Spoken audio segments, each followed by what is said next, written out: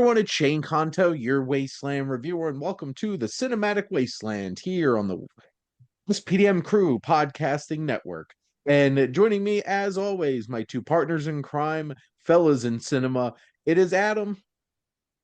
Hey, good to see you, gents. Sorry, you shocked me. Didn't think I was going to go first. Sorry. And it's Luke. Hey, you shook me. I didn't know I was gonna go second, but hey. You were over prepared. I was under prepared. Yes. And I always go first. Mm. But we here on the Cinematic Wasteland, this is your show where each month three three guys love for film takes you through the history of cinema.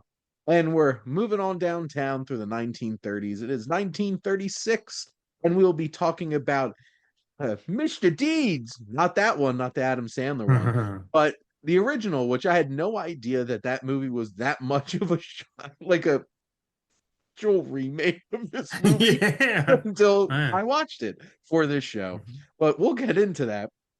But what we usually do here, we do give some film history, so you learn a thing or two with our particular, extremely entertaining lens, if I do say so myself. Mhm. And we go into a little bit of box office and the Oscars. Um, Still don't know how reliable these box office numbers are, but who says numbers have to be true if you believe in them? Circa 2026. So, Yeah, we just as usually some ask, the junkie around the corner, as we've established in the previous episode, the crackhead. there we Yeah, go. that's right. Let's dive in, and it's Charlie Chaplin's Modern Times, mostly silent, although with various sound effects, com- uh, commented upon the effects of the Great Depression. This social protest film was Chaplin's final stand against the synchronized sound film, and it was also his last full-length silent film, quote unquote. Although it must be noted that it is a quasi silent film, the still silent tramp with his familiar small derby hat, mustache, large boots, baggy pants, tight jacket, and cane made his last screen appearance. Via lip reading, the tramp's final words were deciphered to be "Smile, come on." Filmed between 1932 and 1936, it was directed, written, scored, and produced by Chaplin himself, and he also starred in his own one-man show with his current wife and kindred spirit, Paulette Goddard. Riot police were called to control the crowds at the film's New York City premiere in early February at the Rivoli Theater, but Chaplin was not in attendance for his first film in 5 years. He dreaded the thought of being stared and pointed at as though I were a freak. However, he and Goddard did attend the glamorous Hollywood premiere a week later at Grauman's Chinese Theater. So, Mm. modern times. Yep, Mm. we've arrived. I am really hoping that to do this for a business movie night at Ryder, my little once a semester movie night that I do with the Norm Brazzi College of Business, because I think this would be very interesting to look at in the Mm. context of how AI is Hmm. changing Hmm. business and Yeah. work experience and building those connections. So Yep. to You be continued. twin it with no other choice. There'd be two great movies back to back. Because Interesting. damn, that's a good choice. And I know Mm. that Modern Times is on Canopy, so I know I could play it for free. Nice. Without paying Yes. $600 to $700 of licensing fees to show a film on a campus for an event, which Mm. is Wow. ridiculous. It's for educational purposes, but I'll get off my soapbox. But no, Modern Times is great. I love this Hmm. movie. Yeah, it is. Yeah, Um, it's fantastic. so the Negro Improvement League protested the Green Pastures, the first all-black film since King Vidor's Hallelujah in 1929. It was a reenactment of Bible stories set in the world of Black American folklore and filled with cliches and racial stereotypes of the time. The organization criticized it as insulting, degrading, and malicious, and perpetuating unacceptable stereotypes. When this come out, 2026, Yeah. but that is a shame for sure. Mm. And obviously this was still in that period where, Whitey was still casually just being like, "Oh, what if we did this?" So that's a very interesting. That also took 7 years for them to make an all black film in between there. Yep. Hmm. They didn't have Tyler Perry back there pumping Nope. out No like Wayans brothers. three films a year. Yep. And it shows. Yep. Hmm. Composer and Warner's animation department musical director for over 2 decades, Carl W. Stalling, chose Merrily We Roll Along and Merry Go Round Broke Down, mostly used Looney Tunes, as the distinctive theme songs for Warner's cartoons. Hmm. Nice. So, got those Looney Tunes. Mm-hmm. Yeah. I Yep. never realized. I We're never not. realized how old they are. Like I knew they were older. Hmm. Like I knew they were like, but I always thought Looney Tunes like a 50s, 60s kind of Yeah, thing. They went for a Bugs while Bunny looks though. pretty great for 90, Mm-hmm. Hmm. Mm. which, Merry Melodies and turned into Looney Tunes, didn't it? yep. Wasn't it Merry Melodies? Yeah, yeah. So, ever evolving. Yeah. Um, it's like That was my how childhood, that like stuff. how Mickey Mouse popped up in those um a version of Mickey Mouse popped up in those early Walt Disney live action animated hybrids and then kind of morphed into the Mickey Mouse that we know. Mm-hmm. Mm-hmm. Hmm. And now the new Mickey Mouse that we know because of a public domain. Yep. Hmm. But speaking of Looney Tunes, I know Weird. we've addressed it already, but I cannot wait for the Coyote versus Acme movie. Like that we actually Yeah. are getting it like this year. Like I think June, July? August. August. Okay, okay. August, yeah. August So makes a lot of sense. yeah, but Like Yeah. cannot wait. where you could I either, End make a of summer. surprise box office hit or yeah, like Yeah. blow up and nobody will notice yeah. Hmm. in August. I can't Mm-hmm. wait to watch John Cena act against a bunch of Looney Tunes. Um, it'll be a I'm in ton. there for Will Forte, honestly. I'll watch Will Forte shit in the hat. I reckon he's amazing. There it is, quote of the show. Yeah. We're gonna make a movie, and Will Forte's gonna shit in a hat. So there we go. He'll sell one ticket at least. Prepare the Oscars, okay? Prepare the Oscars. Next year is locked in. Either I that, do or we're love Will gonna Forte rake. though. I think he's great. We're gonna rake up at the Razzies. This actually no, we're not high profile enough to get on the radar of the Razzies because they don't actually give a shit about what's the worst thing. They just poke No, fun at the most famous, at least bad Recognizable. or marginally it's bad. co- Yeah. it's almost like the opposite of the Golden Globe cinematic achievement. It's the cinematic underachievement. That's what the awards Mm-hmm. really are. Mm-hmm. Screen Directors Guild was organized by a number of Hollywood filmmakers, choosing director King Vidor as its first president. He served from Hmm. 36 to 38. The guild was renamed the Directors Guild of America, DGA, in 1960, although Vidor was nominated 5 times for Best Director for The Crowd, Hallelujah, The Champ, The Citadel, and War and Peace, but never won the competitive Oscar. Damn, we Oh have wow. DGA now. Hmm. And those Mm-hmm. films range from 1928 to 1956. That's And Yeah, one hell wow. of a lifespan. Yeah, didn't pick one up. Well, it's He not even still 30 years. But he could still I get guess the award was for cool name. that is true. yeah, I know. It's cool now. Yeah. Betty Not as Davis good as wished to sorry. further her film career and accepted an offer in 1936 to make 2 films in England. Aware that she had breached her contract with Warner's, she fled to Canada to avoid being served with papers. Ultimately, an English high court in 1937 ruled against her. It declared that Davis had to honor her Warner's contract and return to the USA to work exclusively for the studio. Davis returned to Hollywood both without income and in debt. Her luck turned soon after with appearances in Marked Woman and Jezebel, for which she won her second Best Actress Academy Award. Hmm. So it worked out for her, really. Yeah. So he fled to Canada, and then the Queen rolled in and messed up her day. Yep. So there you go. Royal So what's family the man. more? So children out there, the moral of the story is honor your contracts, or you'll get sued.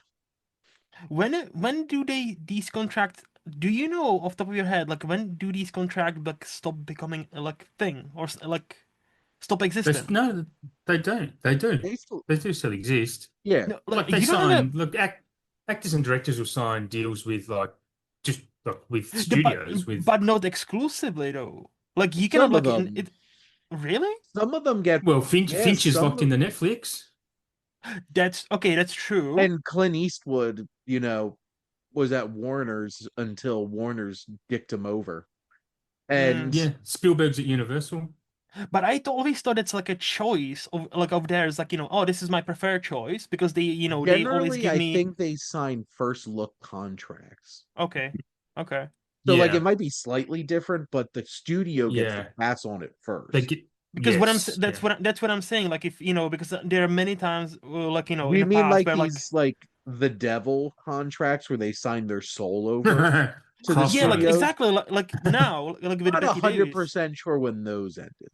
Like because like yeah, with, like Betty Davis. Because, like if Spielberg like let's say wants to work with Paramount or whatever, I don't know, Disney. Mm. It's not like he will get sued, right? He Because it's just could I I if guess he technically. I doesn't got a run 10 movie that. deal. If he doesn't, I don't know what his specific contract is, but if Yeah. he had a first look contract with most of them are, he has to Mhm. run it by that studio first, Mm. and they have to Mm. decline before he's allowed to show it to somebody else. I see. Yeah, Okay. yeah. Never mind. That It was a was dumb question. Nolan had that with Warner Brothers, if I'm not And mistaken, and yep. then he just was like, just walked away, and now he's Mm-hmm. at Universal, and Mm. Warner is big sad about it and regretting it because Mm-hmm. Yeah. Odyssey gonna make bank. Mm-hmm. And Yeah, it's sure will. like Oppenheimer made bank. It was I a was gonna say 3 hour Oppenheimer. R-rated biopic and it made Yes. $900 million. Odyssey, Odyssey won't make that. Odyssey will make five or six tops. I'm not interested enough in the box office to to have an opinion on that, to be honest. I'm I sorry. disagree, Gary. I disagree. Mm. Really? Um, You reckon it's going to make 1 billion? I don't know if we'll make 1 billion, but like his Dunkirk made more than that. Like Christopher Nolan prints money. That So is true. like it's Minus already Tenet. sold $5 million worth of tickets a year in advance Yeah, just yeah, for yeah. IMAX screenings. Yeah, Like fair. Fair. I, I think it's going to make a lot of money. I I, don't know if it'll make Hmm. $1 billion amount of money, but it'll definitely make more than $400 million I for just hope it's sure. gonna be great. And I think Are you it's going to talking be. globally or domestic though? I'm talking So, globally. yeah, sorry, globally, yes, easily. Yeah, Oppenheimer didn't make $900 I was gonna million say yeah, domestic. yeah, no, no, no. That was No. globally. Yeah, yeah, yeah. Hmm. Because that would Adam, be we're in a like number global world one. now. Nobody gives a shit about domestic box office. Because 900 no movie Yeah. ever made 900 million domestic like in the US. Like I think the highest is like Incorrect. 750. One, Force Awakens. Force Force Awakens Awakens did. did. Was it? Oh, okay. It made Yeah. $936 million domestic, which made up almost half Mm. of its gross. Damn. Mm. Because Star Wars Yeah. is not as popular around the world, specifically China, Oh, as hmm. Mm. Disney would like to think that it is. I was almost gonna challenge you now. Like, wait, what? And in China, I was like, okay, fair. I'm pretty sure Zootopia made $600 million in China. Yeah, yeah, yeah. Zootopia Yeah. 2, which is They insane. will be making Zootopia 25 if they keep doing that. It's going to be like Ice Age and Despicable Me franchise. I Asia's can going see to it. be up there too after Mm. it made $2.2 billion worldwide. What one was that, sorry? Neja, that Ninja Oh, 2. yes. Yeah, yeah, yeah, yeah. Neja 2 Are they this year. Yeah. good? Are they good movies or? To be fair, I saw it. It looked really cool. I didn't see the first one, and also I don't have the cultural context, so I don't know Yeah, yeah, stuff lost in yeah. translation. But like, it's weird, but it's a wild ride. That's what I Mm, keep okay. hearing. Yeah. So like at the end of the day, is that all we could ask for? Hmm? Next up, we have American film producer Irving Thalberg died at the age of 37. He had been dubbed the Boy Wonder for his brilliant ability to selectively choose successful film projects. As MGM's head of production, he was responsible for such MGM classics as The Big Parade, Ben-Hur, Tale of the Christ, The Crowd, The Broadway Melody, Grand Hotel, Mutiny on the Bounty, The Marx Brothers, A Night at the Opera, San Francisco, Camille, Romeo and Juliet, and posthumously The Good Earth, A Day of the Races, and Marie Antoinette. He was married to MGM's biggest star of the 1930s, Norma Shearer, who was who had starred in the Barretts of Wimpole Street and Romeo and Juliet, among others. Wow, Damn, Damn. that man that's a made list. MGM a shit ton of money Mm. before the age of 37. So was he like one of the most influential producers at of that time? I'm guessing, like just based on that resume. I guess so. Head of productions at MGM. Mm. Print that money. Mm-hmm.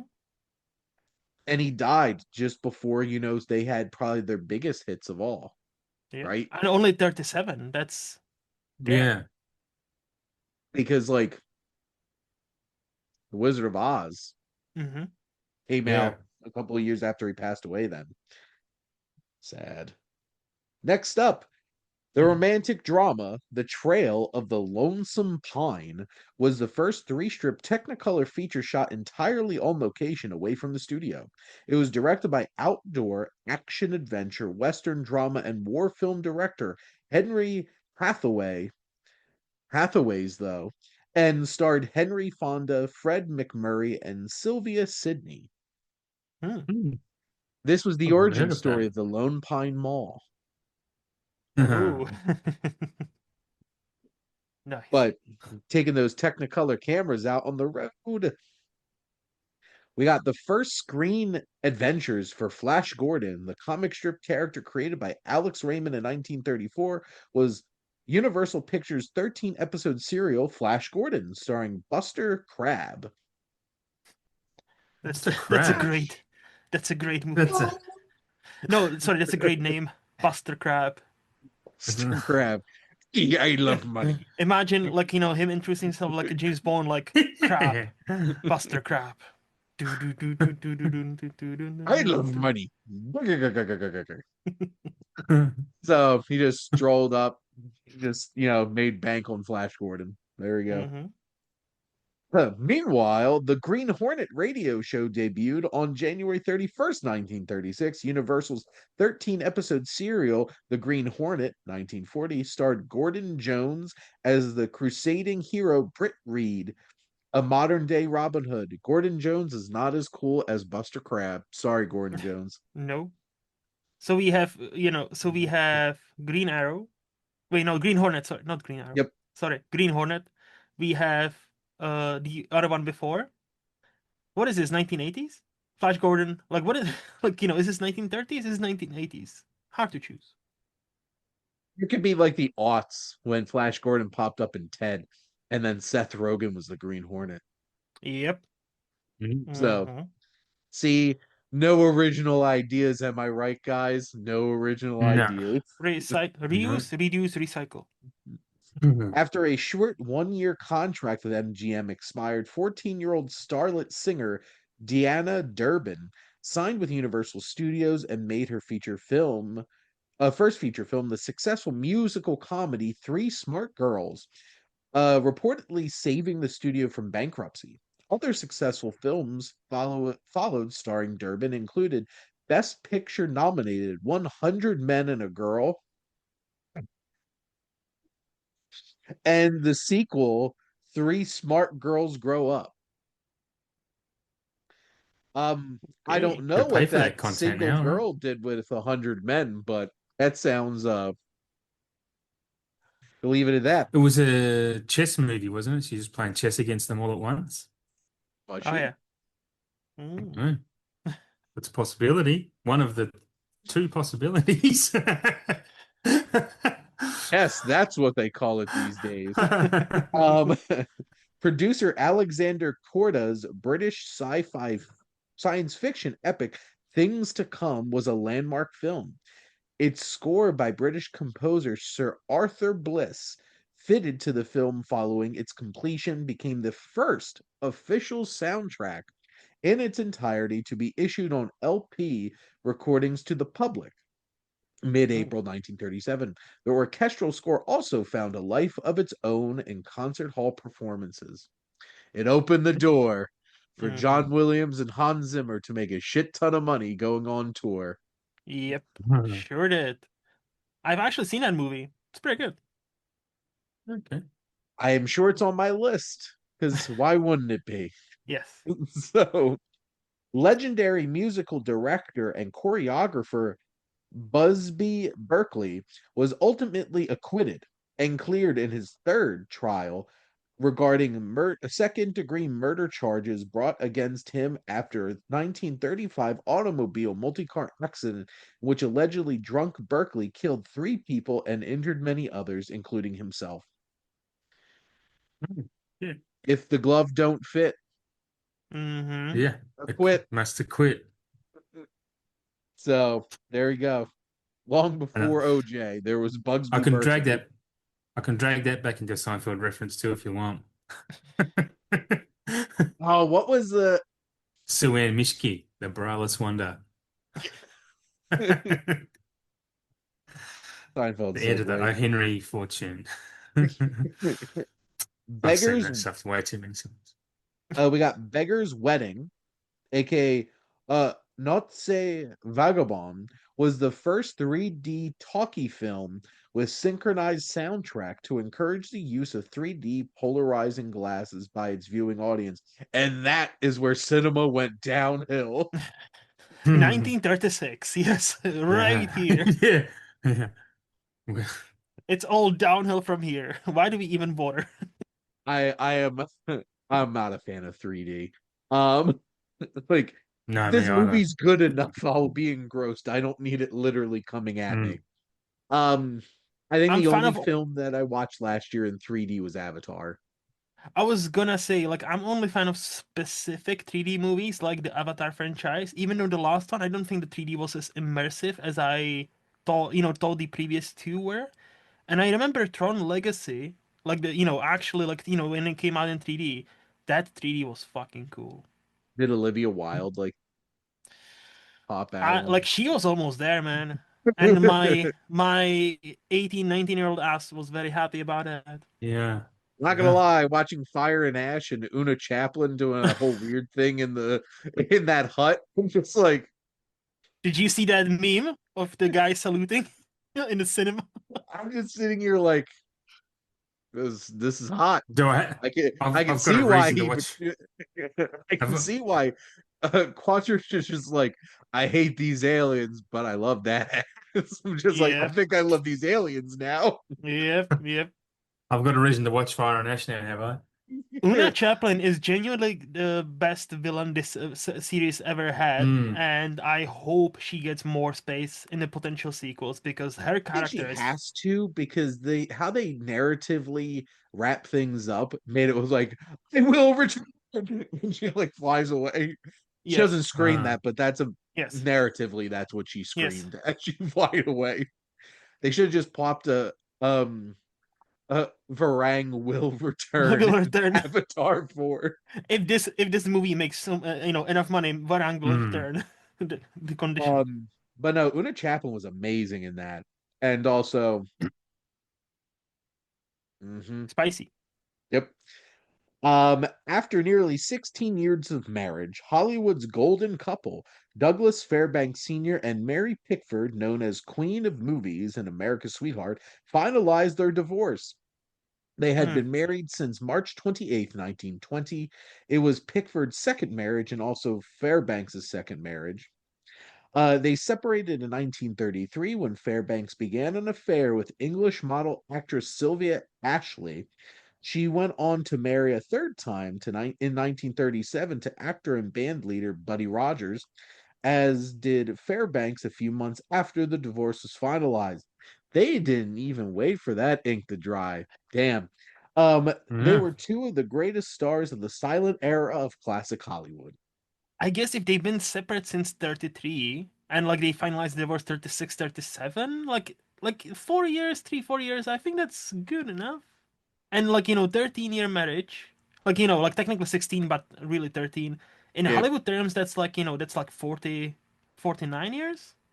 It's That's nice pretty to good. see when like there's actual couples that have been together for forever.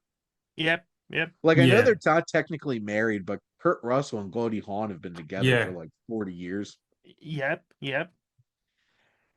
Even though he Yeah. looks like tanned leather, as the mean tweet said when he was on Celebrities Read Mean Tweets. Hmm. And our last little fun fact here: the cinematic front it's French. I've the cinematique franchise, an archival institution with a mission to preserve film.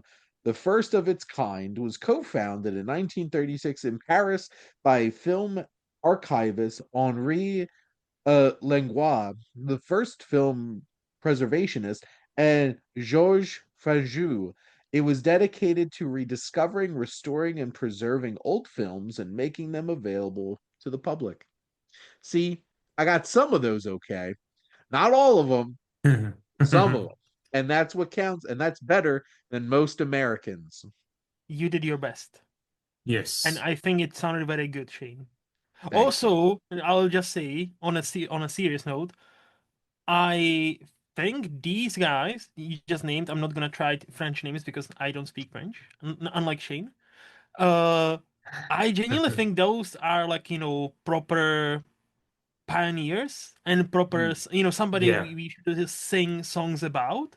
Because to have that foresight in 36, be like, hey, somebody should preserve these, somebody should actually upkeep these so future generations can also have those. That's such a massive, important task and Yeah. often gets forgotten about. So, yeah. yeah, We pour one respect. out for our homies. They Yes, did the work. respect. Respect. There we go. Alrighty. So, box office. So, I found a different place to look, and these seem believable numbers, but there's a lot less. I just have the top four films. At number four, Mr. Deeds Goes to Town, which No. made Mm. $2,080,000. This Mm. sold 8,320,000 tickets. Holy shit. Tickets were 25 cents in Wow. 1936. Lucky bastards. San Francisco made $2,868,000. The Great Siegfried made $3 million. And lastly, How to Become a Detective made $6 million, selling 24 million tickets. Wow. I Yeah. was just gonna say, I think it's mean to count actual city as a movie. Like, to GDP of that, like, like, I don't think it's fair, but okay. Well, they did it anyway, Luke. Mean. Alrighty. So yeah, there was some money thrown around there.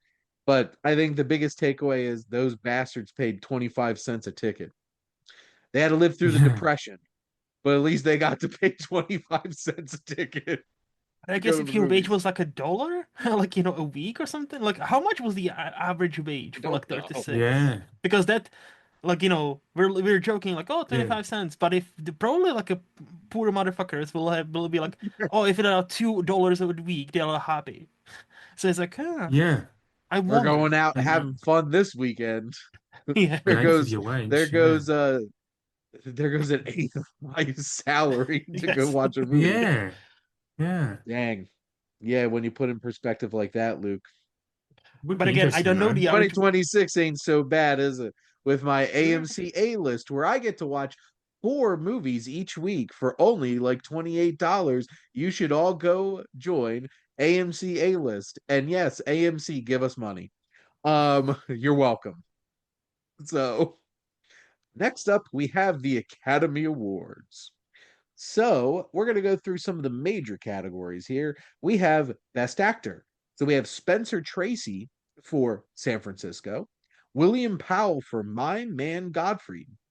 We have Walter Houston for Dodsworth, Gary Cooper for Mr. Deeds Goes to Town, and the winner, Paul Muni for The Story of Louis Pasteur. So how many of these have we seen, fellas? Uh, Uh, of the Oscar ones, So of these I've only performances, I've seen two of them. Obviously, we all just watched one of them, but I've yes. also seen My Man Godfrey. I didn't see that. yeah, I I have think not only seen one. that. It's on my list. So would you Mm. give it to Gary Cooper? I mean, by default, yes. No. We got actor in a supporting role because that is a thing now. We have Akeem Tamaroff for The General Died at Dawn, Basil Rathbone for Romeo and Juliet, Stuart Irwin for Pigskin Parade, Misha Bauer for My Man Godfrey, and winner Walter Brennan. Come and get it. Oh yeah, Walter Brennan. Yep. I've only seen My Man Godfrey, so obviously got to give it to that one by default. Big fat zero for me. Yeah. Yeah, zero. Mm. Now we got actress. We have Norma Shearer for Romeo and Juliet, Carol Lombard for My Man Godfrey, Gladys George for Valiant is the Word for Carrie. Nuking your classmates and burning them all alive is valiant as a stretch for Carrie there. Irene Dunn for Theodora Goes Wild. Oh my. And winner Louise Rayner for The Great Siegfried. Sorry, Hmm. Ziegfeld. I read that wrong. Um, Giving it to Carol Lombard, I guess. Again, Hmm. because it's the only one I've seen. I am still at zero.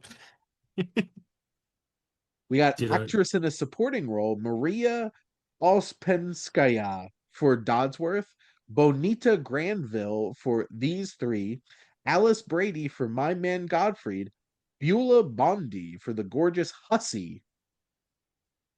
Oh my. And Ooh, Gail Sundergaard for Anthony Adverse, which was the winner. So Gail Sundergaard won for that.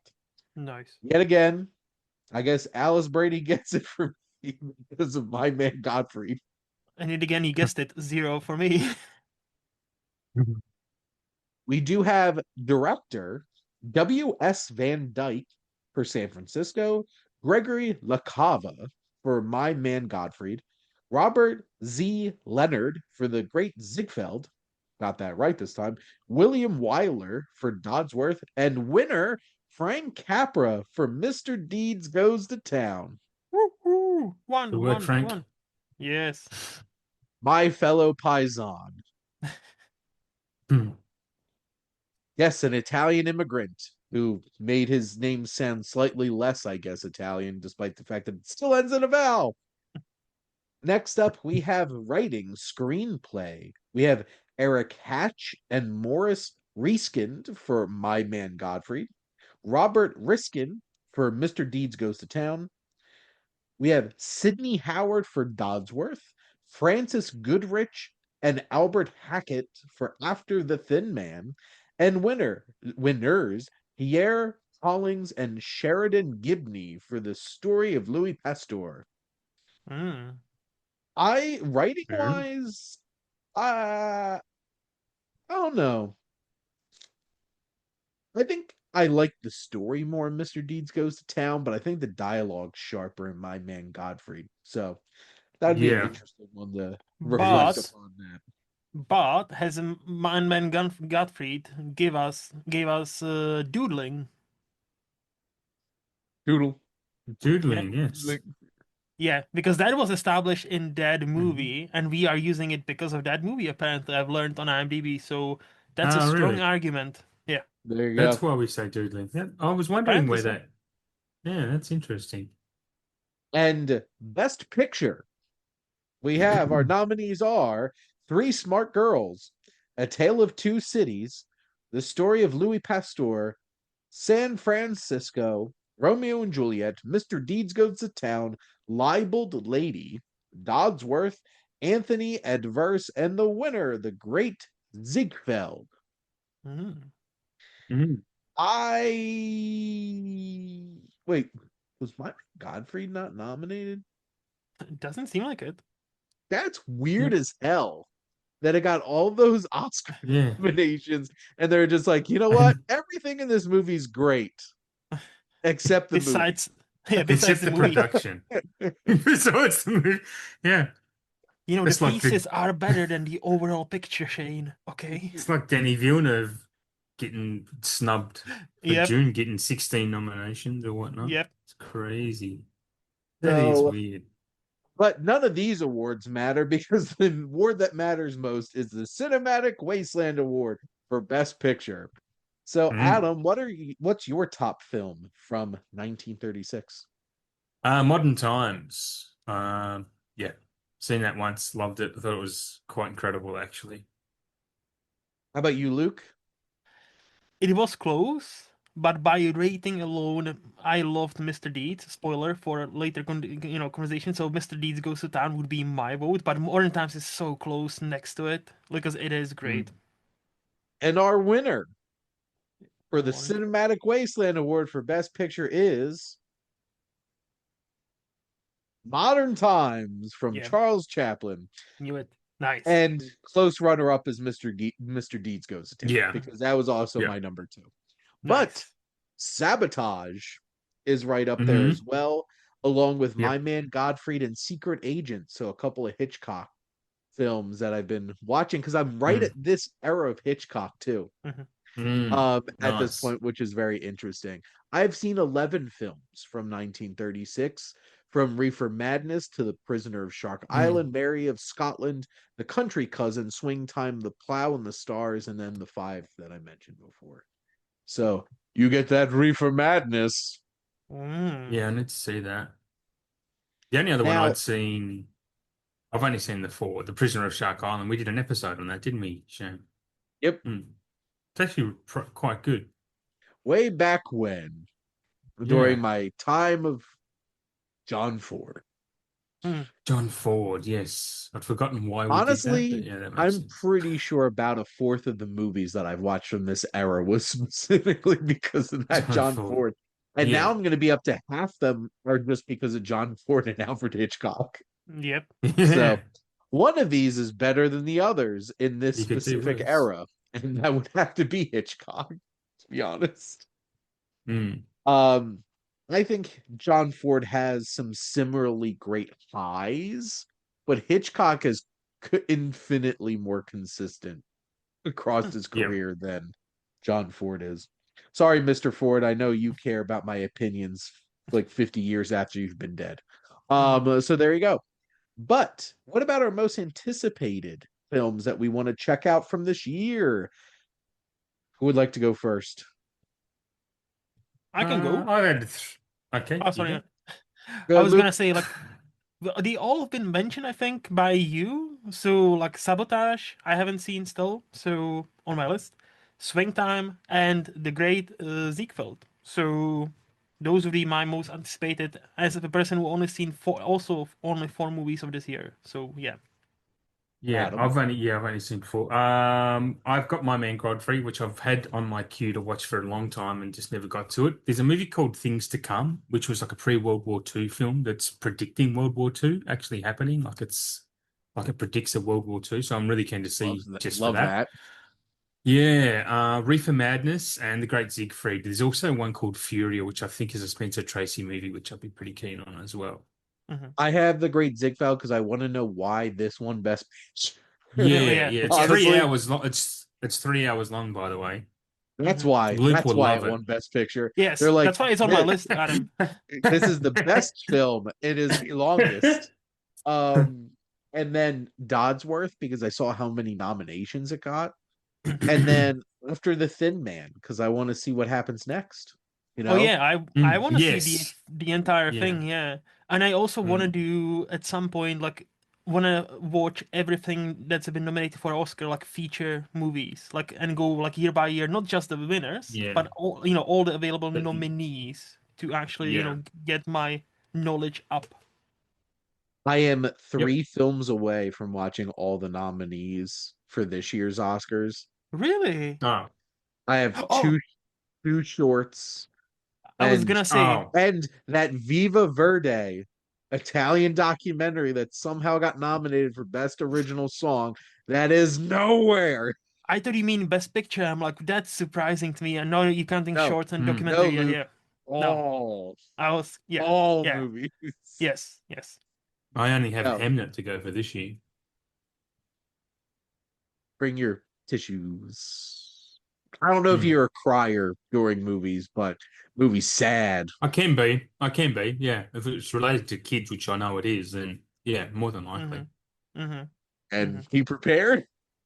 Hmm. Yes. I'll make sure I'm alone in the house. I felt like a jerk because I heard it's a really good book and I bought it for my friend Haley for Christmas. And then I was gonna give it to her that day. I'm thinking like, crap, she's pregnant. She's about to have a kid. She's emotional about everything because she's pregnant. And I just handed her a book about a kid dying. No. Shame. My But she goodness. did really want to read it anyway. So Mm-hmm. I'm like, I am so sorry. I'm gonna make you cry. That's So funny, bro. there you go. So be mindful of subject matters of the books, movies, or whatever you get for people for gifts. Yep. But we are here to talk about Mr. Deeds Goes to Town, not Mr. Adam Sandler.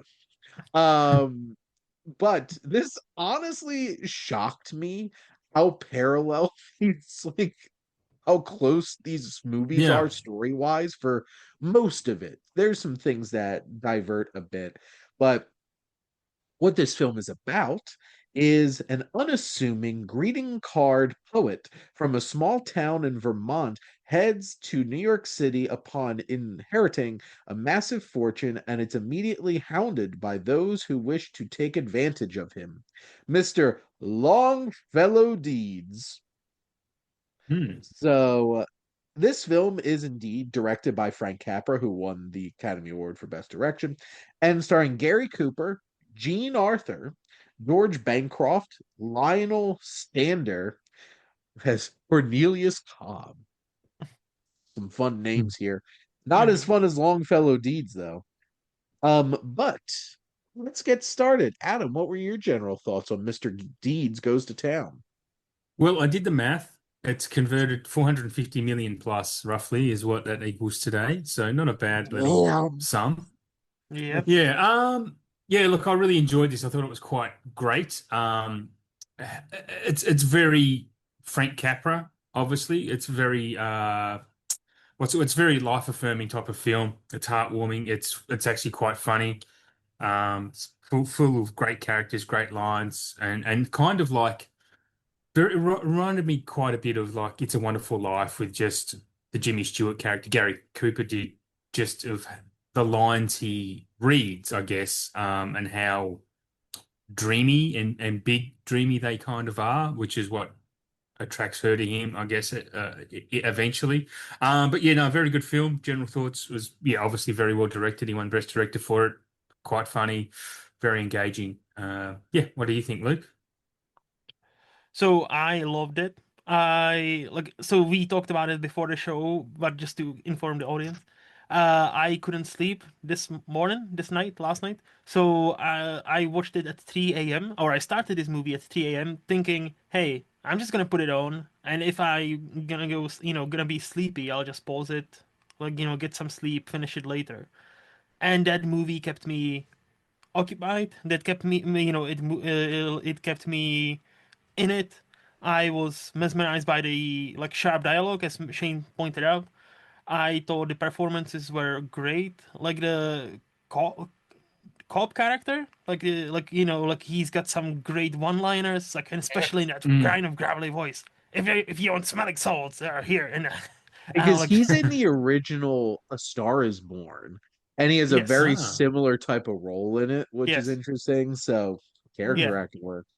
Exactly. And no, it's so, and yes, Adam mentioned it is Capra, at his best, like this life-affirming, you know, especially during the Great Depression that was happening at the time.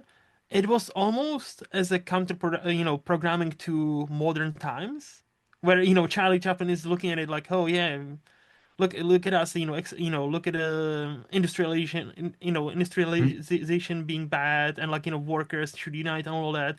And he's like, Mhm. hey, what if rich people Mhm. shared their wealth? Mhm. Insane concept, guys. Yes. 20 million. What? And I loved that line, by the way, how back then 20 million. Oh, you're one of the richest men in America right now. And I did an inflation calculator, and it was like 453 or like 60 million in Mm. today's money. So it's insane that, if you had that money, obviously you'd be sorted. I don't think you would be even like 1,000th richest man in America with that kind of money. So, Now, No, it's no, yeah, now no, it's no, God 100%. interesting no. because there were people back then that had an insane amount of money. Like Yes. Yeah. inconceivable amount of money. Like And Mm. the Getty yes, family Yeah. yes. had like The they might have been the Rockefellers. richest people ever, Mm-hmm, outside of like Mm. pharaohs and stuff like that, where mm-hmm, you don't really mm-hmm. have a conversion of wealth for Yeah. that. But like $20 million is still an insane amount of money back then. Mm-hmm. But wealth has divided so much at this point that yeah, Mm. $450 million is a drop in the bucket for like all the billionaires that we have. So it's Yeah. like, Yeah. And but one a trillionaire. But I would still take 20 million today. I don't oh need yeah, the I was about to equivalent. Oh say, I'm like, yeah. I will still take that Yeah. money if Oh yeah, anybody of is course. offering. Yeah. Like, of course. I But my point is nobody should have $1 billion. Thank you very much. no. Thank you, Billie No. Eilish. Um, You you, you, you, socialist, bad Marxist, communist guy. son of a bitch, Luke She's over but she's here. named after a billion though too, right? Name's Billy. Like she's named She's a after bit, a billion. and she's a bad guy. Duh.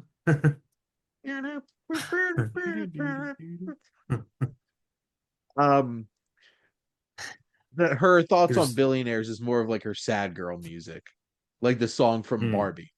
Um, mm, but this film is so damn charming.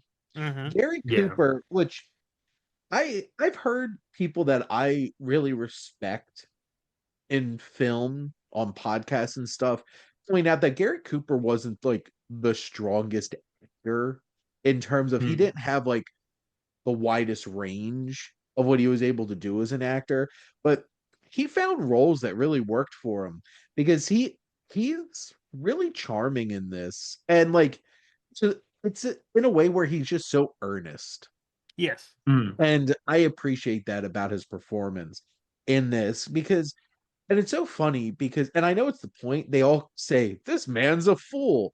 No, Mm-hmm. he's just kind of like a grounded salt of the earth kind of dude.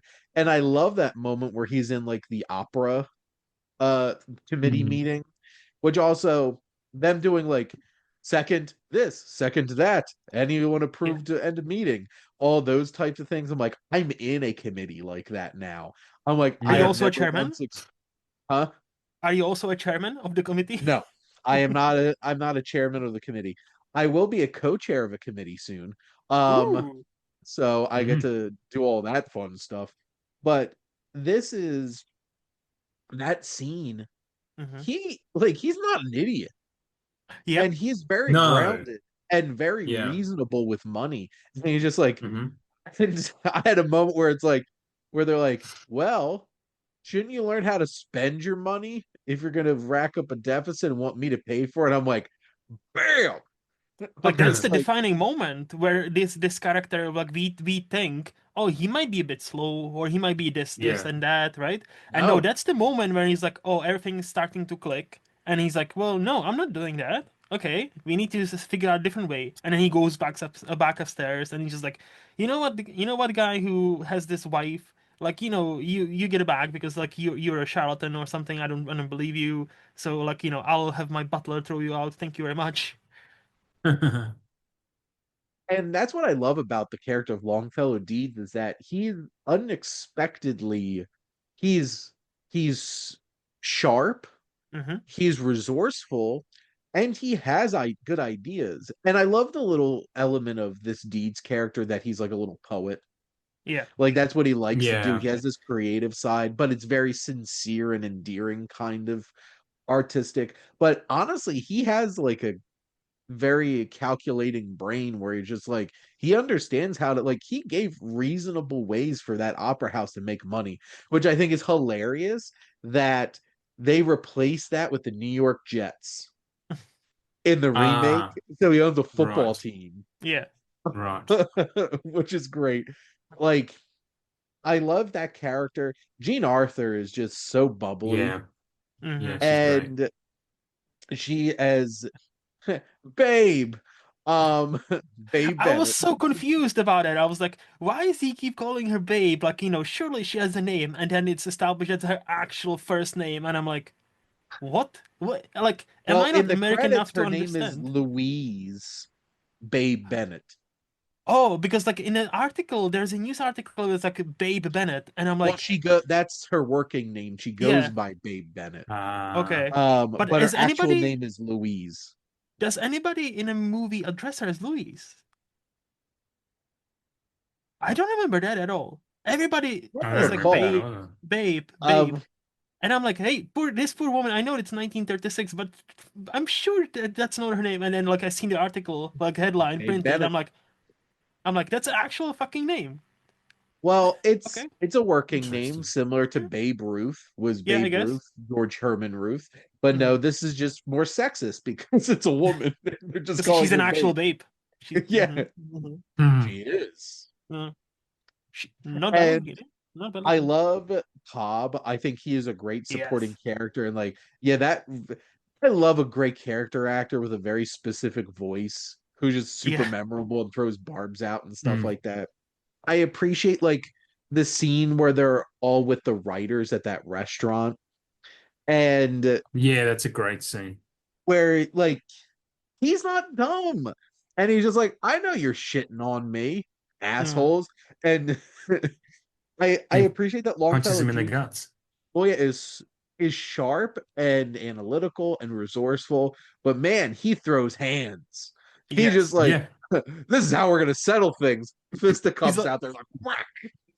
violence is the answer, kids. Okay, so he is sometimes very it's violent. good. Yeah. It's good to punch a person out, especially if he's asking for it. It was Yeah. a kind of a weird, it was kind of went against his character a bit. I actually was a little bit down on that aspect because Hmm. even when he was talking to Babe and he didn't know she was the writer of the articles, he said, I'd like to go punch him in the nose. And like it just seemed to go against his typical it was a simple character. He was a simple man, right? And he was humble and he had, I guess, country smarts. So for him to be violent when he never displayed any violence at all until then, But I it feel was like that kind of Well, is in that character though. But I feel like it because like not to stereotype, but like I know many people who are kind of like the salt of the earth.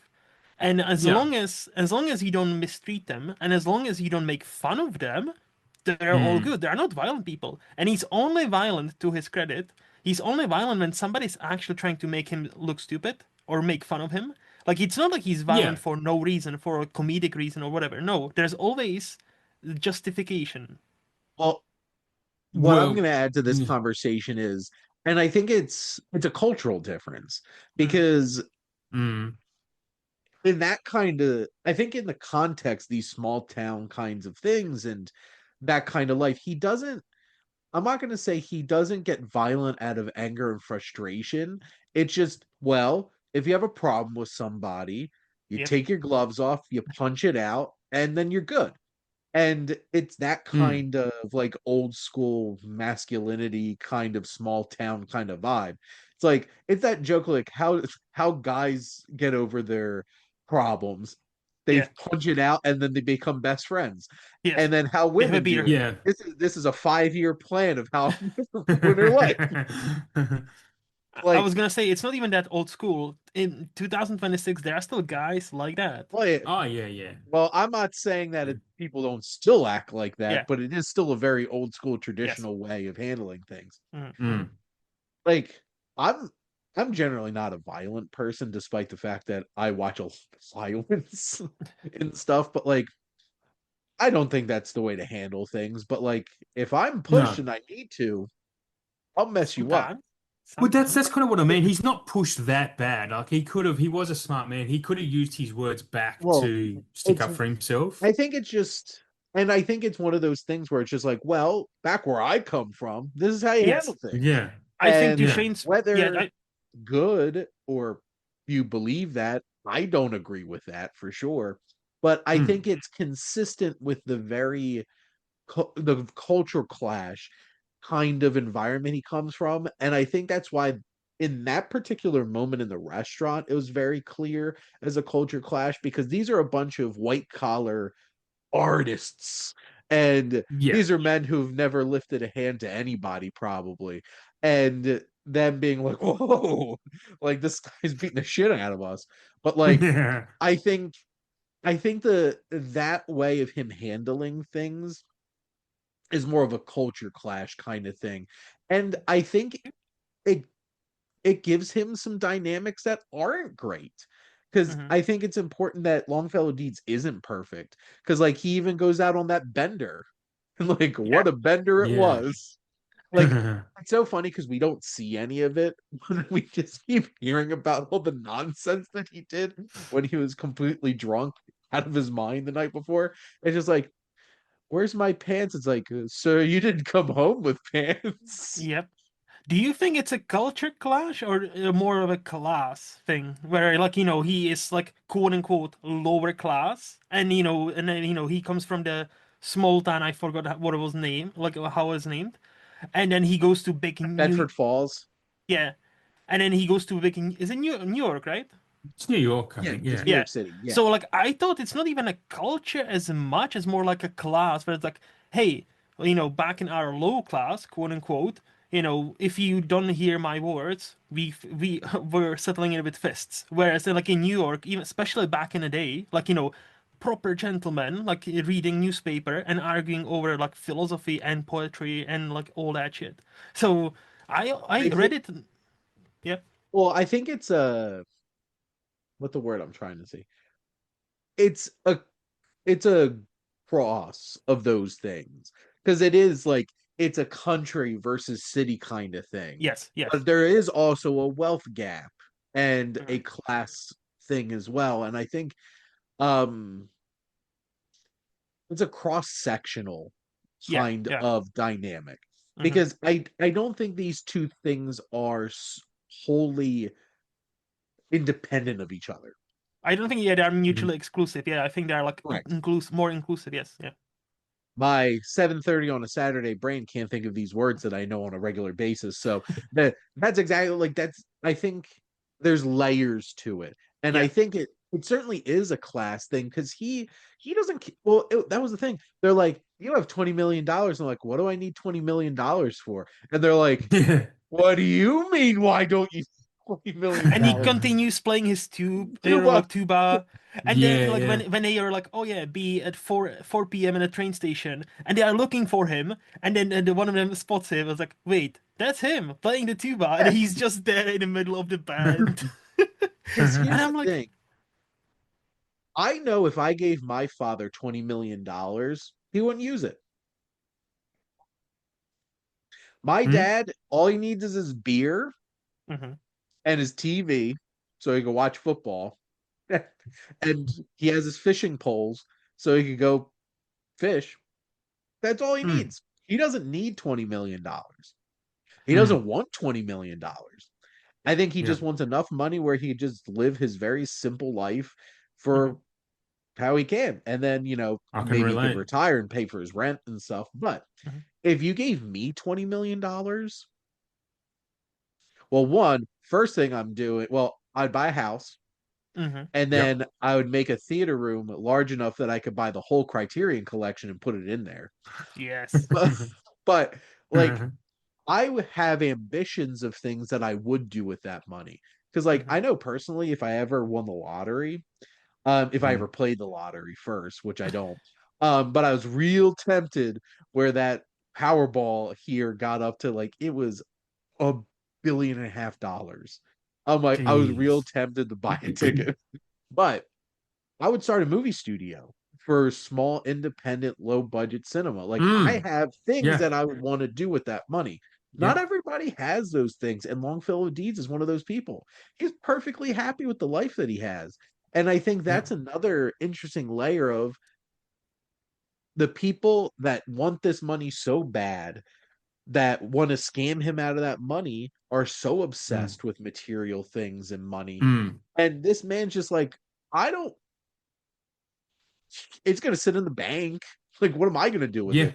Which is why Yeah. he wants to give it away. And Yep. I think, unlike the remake, I think the Mm. biggest diversion of the remake is that it leaves that part out Mm-hmm. a decent amount because this really dives into him just wanting to give away this money and really redistribute that wealth. And I guess because this is a very timely film, because this Yes. is Still in the works. remnants of the Depression, this is a Mm. powerful message of like, there are assholes out there that have way Hmm. more than they could ever need, want, or anything.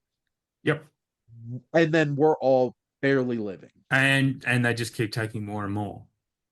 And And that's why I think that the character that comes in and makes him change his mind to start giving it away is obviously a key moment, but it's a big message to everyone that's really yeah, relevant today You still, yeah. you mean the almost Luigi? Almost Luigi, yeah. The guy with yeah, the gun. When he pulled Mr. out the gun, Maggione.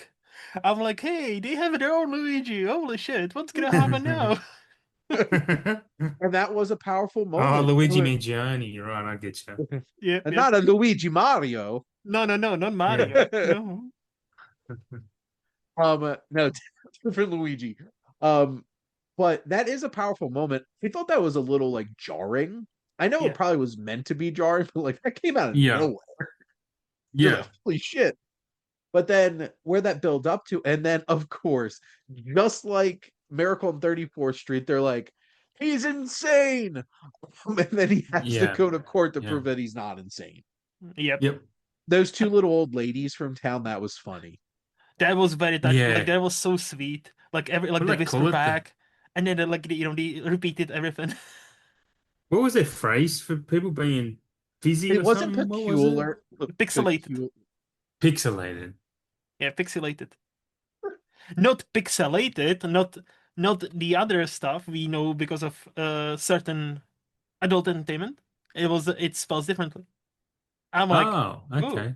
yeah. It's in my version of subtitles. It was like Pixi late. I think I. I think that's It all wasn't. eyes. It wasn't the PIQU No, no. My version related. wasn't PIQ. My version was PIX. That's why I was like pixelated, like with it, because They obviously, pixels back then. no, that's the thing. Yeah, I was like, what the fuck? Was it So like, just a made up word? I Like think that's like an old English word, where he basically described like like bit loony, bit up they had there. X in the alphabet back then. I know, right? But no, like I thought this had a this certainly felt like a Capra film. It had such an Hmm. earnest heart at the center of it. Yes. I was really Yeah. charmed Yeah. by this movie. And I thought that Gary Cooper and Jean Arthur had a fun dynamic Hmm. as well. Mhm. And you could see why she falls for him in this Yeah, and realize it's absolutely. like, wow, I'm surrounded by dicks. And like there's just like this genuine guy here, and it makes her rethink her life. I was gonna say, Hmm. so like just to pull back the curtain a bit, we've recently watched the movie Harvey, and Yeah. I was quite surprised how similar, not on all aspects, but how similar this is to Harvey. And what I liked, Oh, like the okay. sincerity, the honesty, the performance by Gary Cooper. But what I like that it's not the same, like as we pointed out, he is not as quote unquote perfect as Harvey was, right? He punches people, Mm.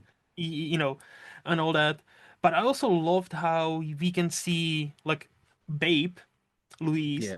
like actually like you can, those two characters are well done, so you can see how and why she falls in love with him, and how just being around him makes her rethink her life and what she's actually doing, not just to him but in general, right? So again, that's why I didn't expect to love this movie as much as I did.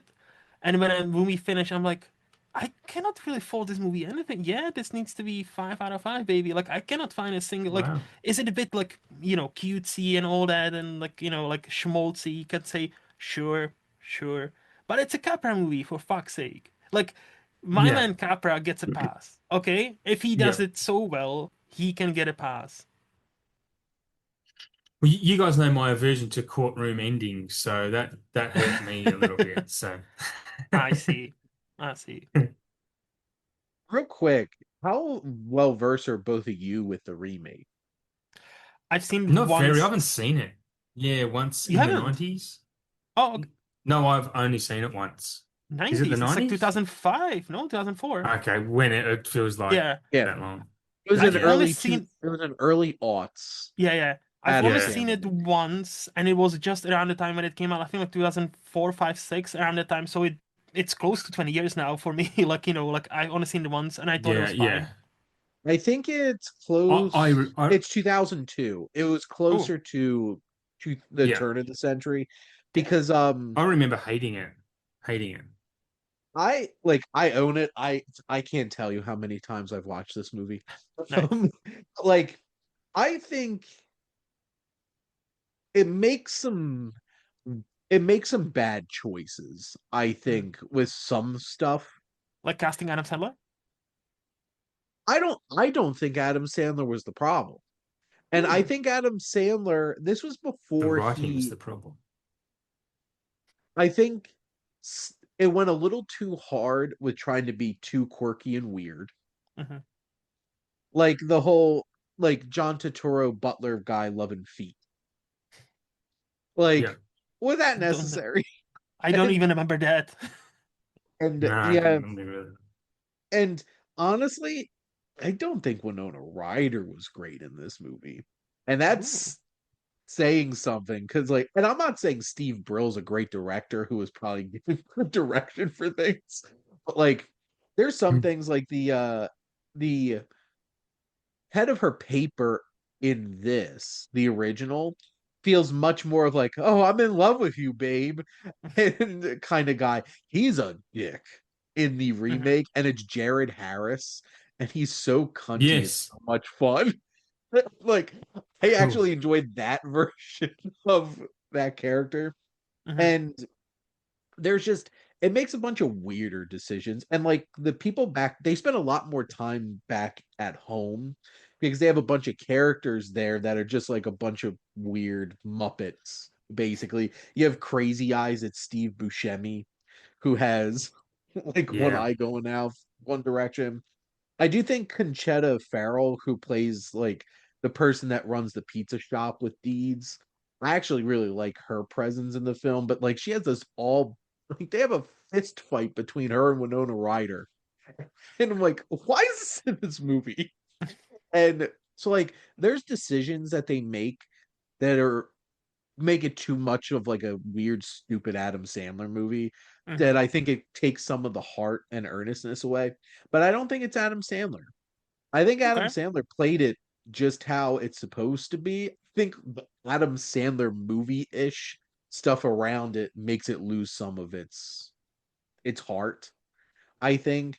But yeah, if you're gonna choose one of these, definitely don't watch the Sandler one. Watch the original. But I was just a little shocked that the Adam Sandler one's actually a pretty faithful adaptation Hmm. up until the Hmm. very end, where there's a big reveal that Adam Sandler's not the true heir to this money. I think I remember that. It Yeah. turns out that John Turturro, who is the butler, was his Preston Blake's bastard child because he Mm. had an affair with the cleaning lady. Okay. So then it's actually his money. Which Right. I'm glad that they didn't have that twist in this. I think this movie was more earnest and meaningful in that way. But Mm-hmm. anyway, so at the end of the day, that's Mr. Deeds Goes to Town. And next month, we're going to be talking The Awful Truth, which, to be frank, I don't know much about. So we'll find Same. out next time. We're getting real close to one of the biggest years in film. Was it 39? And Yes. there's some legit heavy hitters coming our way. Uh not gonna Might well, be an we'll talk episode where about you're it. gonna do two. Might be an episode I where you're think gonna it do two might be. movies. Maybe. Just don't make me watch Gone with the Wind and another movie. Yeah. As Yeah, much yeah, as I would fair. love to revisit Gone with the Wind because I have seen it, I would love to revisit now. But no, it is 4 hour movie. If we were to watch that, it would be just that. I am looking like we'll have to see how the Wizard of Oz does in terms of what we're Yes. doing. From Adam, from Luke, and from Shane. Thank all of you for always tuning in, but Adam and Luke, thank you for coming on as always and going on this journey through film history with me. Thanks again. Nice to be here, as always. Yep, always a blast. Thank you so much. And thank all of you for listening. Make sure to like, comment, and share on this episode. Have you seen the 2002 Mr. Deeds? Which one do you like better? Um, it'll be interesting. And make sure to follow or subscribe wherever you listen to your podcast. The SPM Crew Podcasting Network is ever expanding, and apparently so is my involvement in it. Now I have 6 podcasts. So I'm joining in on loops. But there's a lot of great shows on this network with all different types of interests. And if you really love movies, there's tons of that. So there you go. But if you want to be part of the crew, part of the ship, part of the crew, you can reach out to us on our website if you want to be a guest on one of these shows, or if you have an idea for your own podcast. And if you like the logo for our show, thank my buddy Joe, because he does some great work with artwork. He has an Etsy store, and you can follow him on Joey T Cartoon P, where you can find him on YouTube and stuff like that. But most importantly, thank you as always for tuning in and supporting the Cinematic Wasteland here on the SPDM Crew Podcasting Network.